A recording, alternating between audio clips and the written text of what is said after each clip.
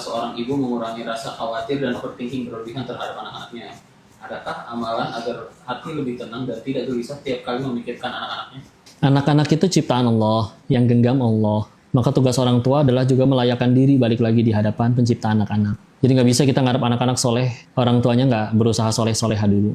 Layakan diri kita dulu. Di Quran surat 18 Al-Kahfi di ayat 60-82-nya, itu kan Nabi Musa berpetualang sama Nabi Khidir. Ada salah satu tindakan yang diprotes kan, mereka masuk ke suatu kota, Nabi Musa komplain, nih kita minta dijamu di sini tapi nggak ada yang menjamu. Ketika pengen ninggalin kotanya, ada rumah 2 anak yatim mau roboh, tapi malah dibangun ulang oleh Nabi Musa sama Nabi Khidir, direnov. Ditanya oleh Nabi Musa, kebaikan kamu ini harusnya membuat kamu layak dijamu, tapi kita nggak ada yang satupun menjamu, ngapain kita berbuat baik kayak gini, kurang lebih kayak gitu ya. Maka dijawab, ini di ayat 82-nya, ini adalah kehendak Tuhanmu, dan dijelaskan wakana abuhuma salihah, ayahnya soleh. Bahkan kalau di tafsir Al-Azhar Ibu Yahamka dituliskannya orang tuanya soleh. Tidak disebutkan anaknya juga soleh, tapi hanya orang tuanya yang soleh. Bahkan ada tafsir yang menyebutkan bahwa yang soleh itu bukan ayahnya, tapi ayahnya punya ayah, punya ayah, punya ayah, punya ayah, terus sampai 7 turunan.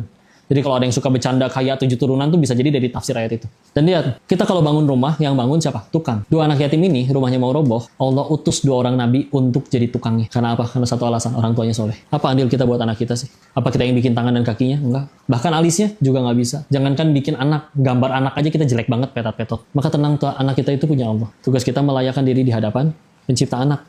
Kalau sudah dianggap layak, yuk bismillah. Ternyata kita meninggal duluan, anak masih kecil, Allah atur, nih gini, kayak gini, anaknya masih kecil, ditinggal orang tua, wafat. Tapi rumahnya mau roboh, Allah utus 2 orang nabi. Di saat orang lain punya ayah, punya anak, punya orang tua, pengen ngebangun rumah susah. Nggak ada yang mau ngebangun, biaya misalkan juga nggak ada. Tapi ini dibangun oleh 2 orang nabi, karena satu hal saja. Orang tuanya solih, Allah sudah ridho dengan orang tuanya, Allah juga akan menjaga anak-anaknya. Ya tugas orang tua melayakkan diri kita di hadapan pencipta anak. Bismillah, itu yang masih lebih sering kita pikirin. Jadi jangan melulu nyalahin anaknya, tapi layakan diri kita di hadapan Allah ya. Kita bahkan kalau misalnya rezeki itu adanya di suami, ya banyak sekali, mohon maaf ya, yang janda yang ditinggal wafat oleh suaminya, puluhan tahun bahkan, tapi makan, hidup, anak-anaknya sekolah, bahkan sekarang udah pada kerja, udah bisa nyari duit sendiri. Kalau rezeki dari suami, udah mati itu perempuan. Tapi karena rezeki dari pencipta suami, ya bismillah. Suami udah wafat pun, gimana caranya ini nafkahin anak 3, 4, tahu-tahu ada jalannya. Anak-anak pada sehat, beasiswa, pinter, takwa, cukup aja pasti. Ya, ada Allah. Tidak mungkin Allah melahirkan seseorang sebelum Allah jamin rezekinya.